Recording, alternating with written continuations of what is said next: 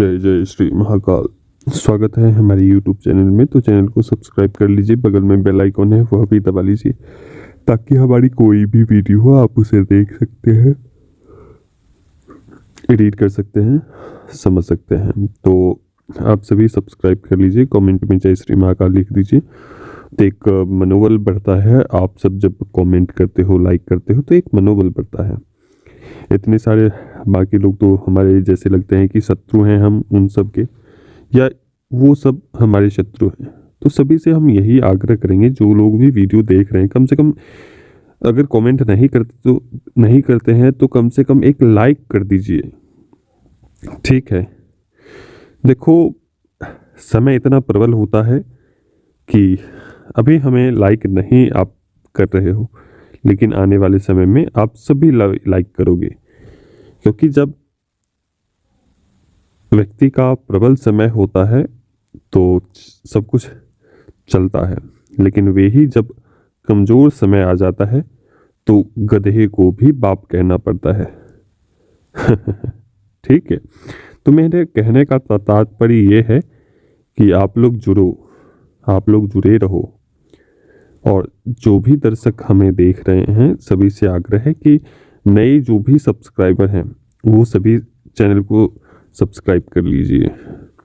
जो भी हमारी वीडियो को देख रहे हैं सभी से आग्रह है कि सभी लोग चैनल से जुड़ जाइए, कम से कम लाइक कर दीजिए, कमेंट भी कर दीजिए। ठीक है, तो यही हमारा कहने का औचित्य है। दूसरा कि चलते हैं आगे, हम सुख शांति अपने घर की समृद्धि के लिए इस साधना को आप कर सकते हैं।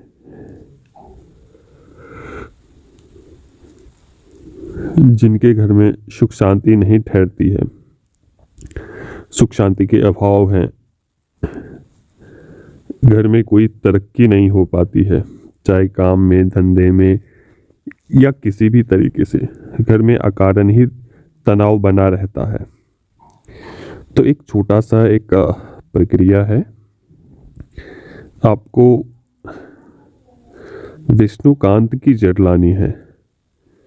ठीक है, एक वनस्पति होता है, उसकी जड़ और उसकी जो मोती हैं, उसके दाने, वो आपको प्राप्त करने हैं।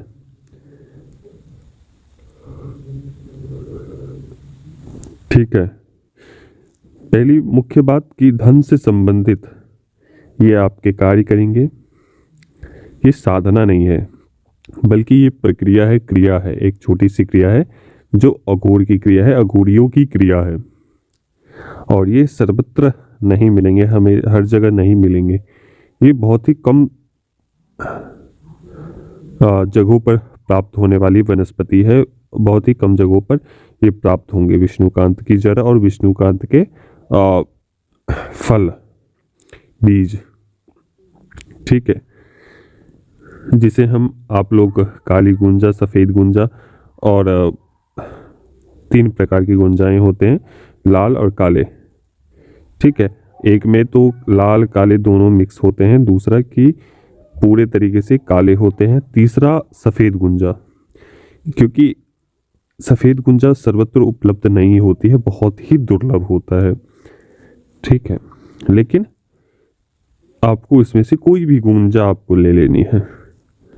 ठीक है, और उस जड़ और उस बीज के ऊपर एक क्रिया है जो प्रबल क्रिया है, जिसके माध्यम से आप अपने घर में सुख शांति स्थापित कर सकते हैं। अपने घर में जो भी लड़ाई झगड़ा है, जो भी अकारण ही बीमारी आपके घर में चलती रहती है, अकारण ही घर से संबंधित जो भी परेशानी है, उन सभी में कार्य करेंगे। धन टिकते नहीं हैं।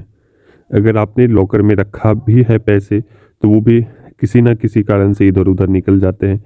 इतने अधिक अपव्यय, धन का अपव्यय होता है या धन का आकर्षण नहीं होता है। तो ये धन भी कि आप वो ये जहाँ वस्तु रखेंगे वहाँ पे धन का भी आकर्षण करेगा। दूसरी बात कि धन का अपने तरफ आकर्षित करेगा, और जिस जगह पे ये वस्तु रखी रहेगी वहाँ पे हमेशा भंडार भरा रहेगा। ठीक है, तो ये धन के लिए सबसे प्रचंड और सबसे अत्यंत उपयोगी होगा। ठीक है, आज से पहले हमने एक दैत्य लक्ष्मी कवच मैंने डाला था, ठीक है, वो भी उससे थोड़ा कम इसके प्रभाव होंगे, उसके आसपास ही होंगे, ठीक है। तो उसी प्रकार से जैसे जैसे दैत्य लक्ष्मी कवच कार्य करते हैं, उसी प्रकार से ये भी अघोरियों की एक क्रिया है, गुप्त क्रिया है, जिसके माध्यम से आप उसका आवाहन करके उस पर स्थापित करके और फिर आप इस वस्तु को आप अपने जहाँ भी आपका धन संचय अपव्यय का स्थान हो, जहाँ धन निकलता हो आता हो, उस स्थान पर इस वस्तु को रखना है। चाहे तो आप इसे किसी तांबे की डब्बी में रख सकते हैं, चाहे आप इसे चांदी की डब्बी, सोनी की डब्बी में भरकर रख सकते हैं इसको, ठीक है। प्रतिदिन इसकी धूप अगरबत्ती दिखानी है इस वस्तु की। तो कैसे करनी है चलिए हम बताते हैं। सिद्ध नक्षत्र में उसे अभिमंत्रित करके लाना है। उससे एक दिन पहले आपको जाने हैं एक सुपारी, एक आपको पान के पत्ते, थोड़ी सी सिंदूर और थोड़ी सी दुर्वा, 5 अगरबत्ती, और दूसरी बात कि कोई भी एक मिठाई, सफ़ेद मिठाई या कोई भी मिठाई आपको ले जानी है, और थोड़ी सी मौली लेनी है, कच्चा सूद लेना है, और आपको बोलने हैं कि इस कार्य के लिए मैं आपको ले जा रहा हूँ और आप हमारे साथ चलें अपनी संपूर्ण शक्तियों के साथ। इस प्रकार से न्योता देकर वो सभी सामग्री वहाँ पे अर्पण करके धूप अगरबत्ती दिखा करके और वापस आ जाना है। जो भी आपको स्थान आपको चाहिए वहाँ पे मौली बांध देने हैं। जैसे आपको फल की आवश्यकता है तो फल वाले हिस्से पर आपको उस कच्चे सूत को बांध देने हैं। जड़ की आवश्यकता है तो जड़ के पास आपको जाकर बांध देने हैं। फिर प्रातः काल आपको जानी है। जाने के पश्चात आपको उसी प्रकार से आपको धूप अगरबत्ती दिखानी है और एक लाल वस्त्र में जो आपने जिस स्थान पर बंधन किया था, बांधा था, उससे नीचे वाले हिस्से में आपको काट लेने हैं उस जगह से, ठीक है। मतलब उसे उखाड़ लेनी है सम्मान पूर्वक और उस एक वस्त्र में आपको लपेट कर, लाल वाले वस्त्र में, और उसे विधिवत रूप से सर के ऊपर रखकर और लानी है, निवेदन करते हुए कि आप अपनी संपूर्ण शक्तियों के साथ चलें।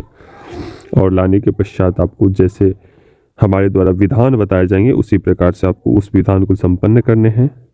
उसके पश्चात जब आपके मंत्र प्रक्रिया जो भी हैं वो संपन्न हो जाएंगे तो उसके दशांश आपको 108 बार आहुति देनी है। आहुति आपको तिल की देनी है, यव एवं जो भी हवन सामग्री होते उस सभी से देनी है। दूसरी बात कि घृत में और आपको खीर बनानी है। खीर में थोड़ी सी घृत शहद डालनी है। उससे आपको 108 बार आहुति देनी है। जब आपकी दशांश जो भी आहुति तिल वगैरह की है उसके पश्चात बचने के बाद 21 बार या 108 बार घृत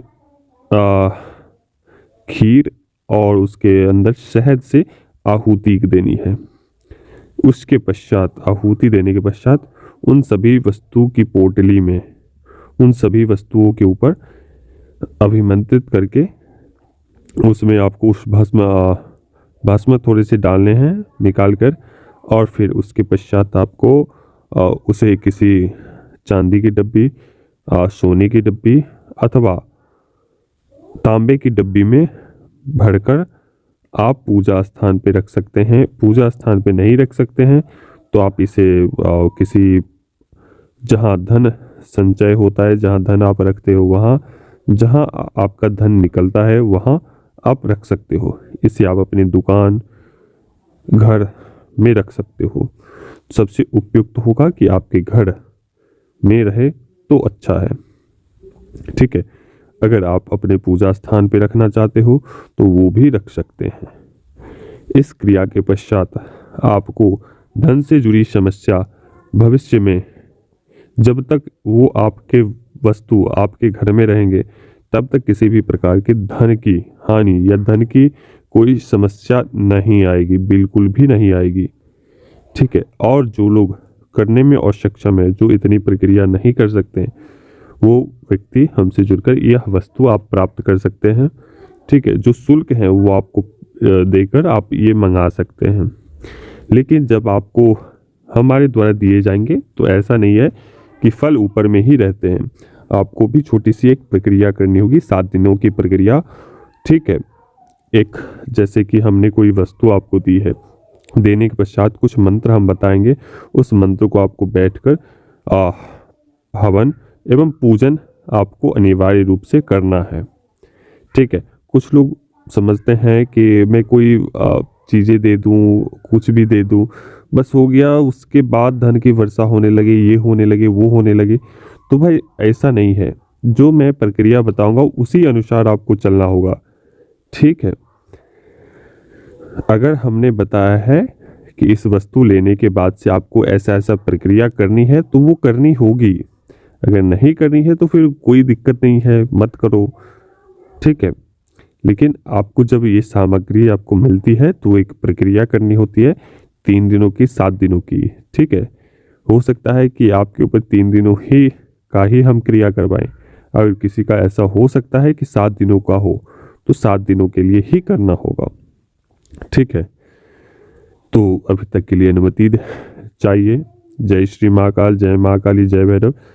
अगली हम वीडियो बनाएंगे एक गुटिका के विषय के ऊपर। गुटिका बहुत प्रचलित है, गुटिका क्या होता है, उसे किस प्रकार से प्रयोग किए जाते हैं। तो अभी तक के लिए अनुमति दीजिए। जय श्री महाकाल, जय महाकाली, जय भैरव। माँ महाकाली की कृपा आप सभी के ऊपर बरसे, इसी कामना के साथ अनुमति दीजिए। जय श्री महाकाल।